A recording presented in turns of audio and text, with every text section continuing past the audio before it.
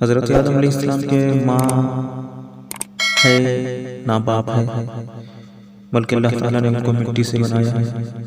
چنانچہ روایت ہے کہ جب خداوند قدوس نے آپ کو پیدا کرنے کا ارادہ فرمایا تو حضرت عزرائیل علیہ السلام کو حکم دیا کہ زمین سے ایک مٹھی مٹی لائیں۔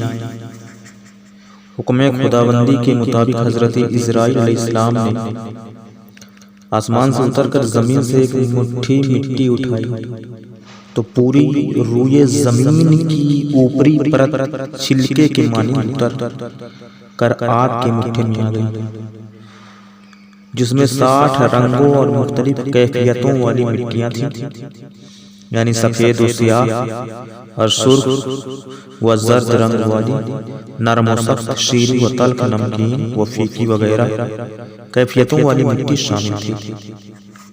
پھر اس مٹی کو مختلف پانیوں سے گوندھنے کا حکم فرمایا، چنانچہ ایک مدت کے بعد یہ چپکنے والی بن گئی۔ پھر ایک مدت تک یہ گوندھی گئی تو کیچڑ کی طرح بودار گارا بن گئی۔ پھر یہ خشک ہو کر کھنکھناتی اور بجتی ہوئی مٹی بن گئی۔ پھر اس مٹی سے حضرت آدم علیہ السلام کا پتلا بنا کر جنت کے دروازے پر رکھ دیا گیا، جس کو دیکھ دیکھ کر فرشتوں کی جماعت تعجب کرتی تھی، کیونکہ فرشتوں نے ایسی شکل و صورت کی کوئی مخلوق کبھی دیکھی ہی نہیں تھی۔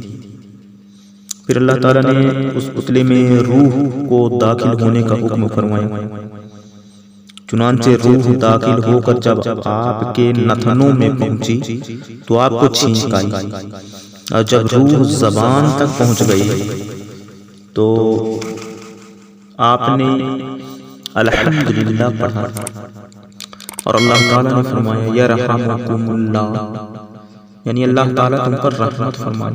اے ابو محمد، میں نے تم کو اپنی حمد ہی کے لیے بنایا ہے۔ پھر رفتہ رفتہ پورے بدن میں روح پہنچ گئی اور آپ زندہ ہو کر اٹھ کھڑے ہو گئے۔ ترمذی اور ابو داؤد میں یہ حدیث ہے کہ حضرت آدم علیہ السلام کا پتلا جس مٹی سے بنایا گیا، چونکہ وہ مختلف رنگوں اور مختلف کیفیتوں کی مٹی کا مجموعہ تھی، اس لیے آپ کی اولاد یعنی انسانوں میں مختلف رنگوں اور قسم قسم کے مزاجوں والے لوگ ہو گئے۔ حضرت آدم علیہ السلام کی کنیت ابو محمد یا ابو البشر اور آپ کا لقب خلیفۃ اللہ، اور آپ سب سے پہلے اللہ تعالیٰ کے نبی ہیں۔ آپ نے 960 برس کی عمر پائی، اور بوقت وفات آپ کی اولاد کی تعداد 1 لاکھ ہو چکی تھی، جنہوں نے طرح طرح کی صنعتوں اور عمارتوں سے زمین کو آباد کیا۔ قرآن مجید میں بار بار اس مضمون کا بیان کیا گیا ہے کہ حضرت آدم علیہ السلام کی تخلیق مٹی سے ہوئی، چنانچہ سورہ آل عمران میں ارشاد فرمایا ان مثل عیسی عند اللہ کمثل آدم خلقہ من تراب ثم قال له کن فیکون۔ بے شک عیسیٰ علیہ السلام کا حال آدم علیہ السلام کی ہی طرح ہے کہ انہیں مٹی سے بنایا، پھر فرما دیا ہو جا تو فوراً ہو گیا۔ اور دوسری آیت میں اس طرح فرمایا گیا ہے انا خلقناہم من طین لازب، بے شک ہم نے انسان کو چپکتی ہوئی مٹی سے بنایا۔ کہیں پر یہ فرمایا گیا وَلَقَدْ خَلَقْنَا الْإِنسَانَ مِنْ صَلْصَالٍ مِنْ حَمَإٍ مَسْنُونٍ، سورہ حجر۔ اور بے شک ہم نے انسان کو بجتی ہوئی مٹی سے بنایا جو اصل میں ایک سیاہ بودار گارا تھا۔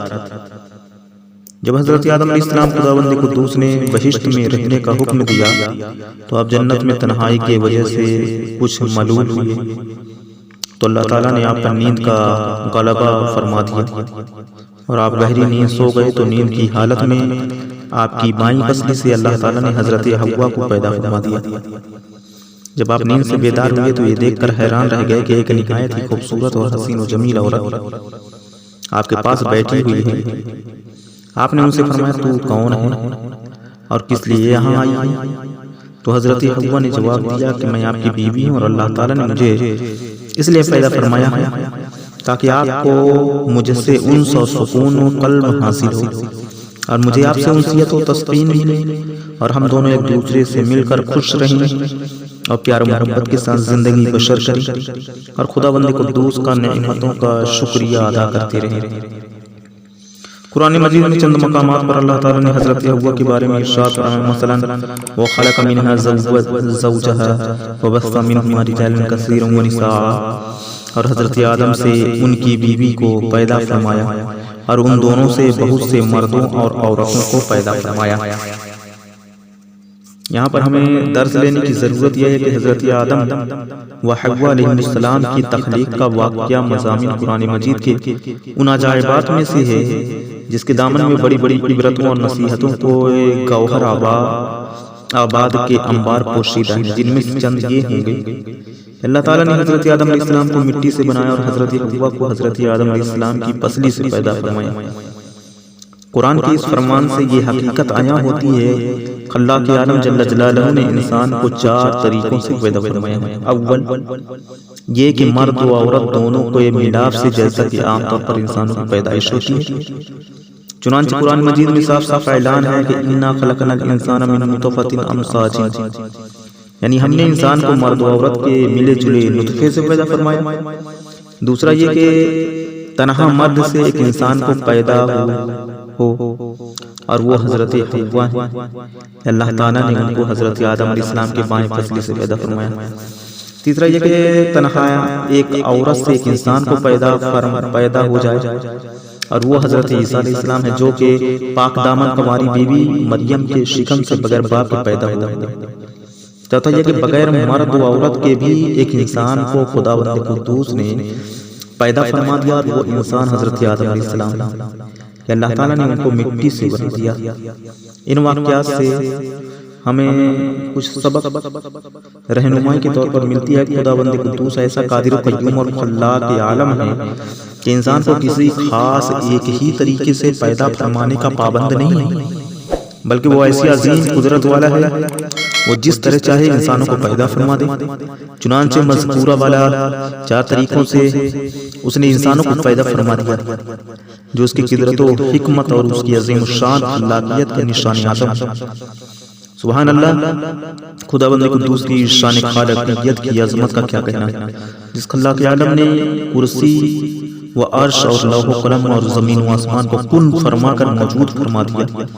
اس کی قدرت کاملہ اور حکمت بالغہ کے حضور خلقت انسانی کو بھی بھلا حقیقت و حیثیت ہی کیا ہے، لیکن اس میں کوئی شک نہیں کہ تخلیق انسان اس قادر مطلق کا وہ تخلیقی شاہکار ہے کہ کائناتی عالم اس کی کوئی مثال نہیں، کیوں کہ وجود انسانی عالمی خلق کی تمام مخلوقات کے نمونوں کا ایک جامع و مرکب ہے۔ ممکن تھا کہ کوئی مرد یا یہ خیال کرتا کہ اگر ہم مردوں کی جماعت نہ ہوتی تو تنہا عورتوں سے کوئی انسان پیدا ہی نہیں ہو سکتا تھا۔ اس طرح یہ بھی ممکن تھا کہ عورتوں کو یہ گمان ہوتا کہ اگر ہم عورتیں نہ ہوتی تو تنہا مردوں سے کوئی انسان پیدا نہ ہوتا۔ اسی طرح ممکن تھا کہ عورت و مرد دونوں مل کر یہ ناز کرتے کہ اگر ہم مرد و عورت کا وجود نہ ہوتا تو کوئی انسان پیدا نہ ہو سکتا تھا۔ تو اللہ تعالیٰ نے 4 طریقوں سے انسانوں کو پیدا فرما کر عورتوں کو اور مردوں کو دونوں کا منہ بند کر دیا کہ دیکھ لو ایسے قادر قیوم ہیں کہ حضرت حوا کو تنہا مرد یعنی حضرت آدم علیہ السلام کی پسلی سے پیدا فرما دیا، لہٰذا اے عورتوں تم یہ گمان مت رکھو کہ اگر عورتیں نہ ہوتی تو کوئی انسان پیدا نہیں ہوتا۔ اسی طرح حضرت عیسیٰ علیہ السلام کو تنہا عورت کے شکم سے بغیر مرد کے پیدا فرما کر مردوں کو منہ کو بند فرما دیا گیا کہ اے مردوں تم یہ ناز نہ کرو کہ اگر تم نہ ہوتے تو انسانوں کی پیدائش نہیں ہو سکتی تھی۔ دیکھ لو ہم نے حضرت عیسیٰ علیہ السلام کو تنہا عورت کے شکم سے بغیر مرد کے پیدا فرما دیا اور حضرت آدم علیہ السلام کو بغیر مرد و عورت کے مٹی سے پیدا فرما کر عورتوں اور مردوں دونوں کا منہ بند فرما دیا کہ اے عورتوں اور مردوں تم کبھی بھی اپنے دل میں یہ خیال نہ لانا کہ اگر ہم دونوں نہ ہوتے تو انسانوں کی جماعت پیدا نہ ہو سکتی تھی۔ دیکھ لو حضرت آدم علیہ السلام کے نہ باپ ہے نہ ماں، بلکہ ہم نے ان کو مٹی سے پیدا فرما دیا۔ اور سچ فرمایا اللہ جل جلالہ کہ اللہ خالق کل شیء وهو الواحد القہار، کہ اللہ تعالی ہر چیز کا پیدا فرمانے والا ہے اور وہ ایک ہے جو بہت ہی غلبے والا ہے۔ وہ جس کو چاہے جیسا چاہے اور جب چاہے پیدا فرما دیتا ہے۔ اس کے افعال اور اس کی قدرت کسی اسباب اور کسی خاص طور و طریقے کی بندشوں کی محتاج نہیں۔ فعال لما یرید، یعنی وہ جو چاہتا کرتا ہے۔ اس کی شان یفعل اللہ ما یشاء ہے، یعنی جس چیز اور جس کام کا وہ ارادہ فرماتا ہے اس کو کر ڈالتا ہے۔